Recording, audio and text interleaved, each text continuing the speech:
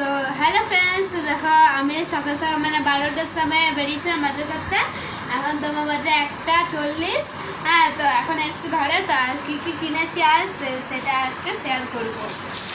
দেখো ফার্স্টে কিনেছি দুটো স্কুলের জুতো ছিঁড়ে গেছে, তো দুটো স্কুলের জুতো কিনেছি এই যে আমার জন্য। হ্যাঁ, তো আর কিনেছি বাপির জন্য প্যান্ট, হাফ প্যান্ট।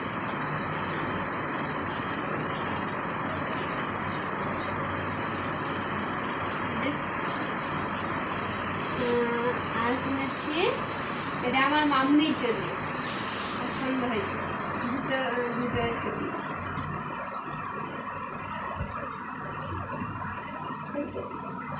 আর এটা মাম্মিরই, আর এটা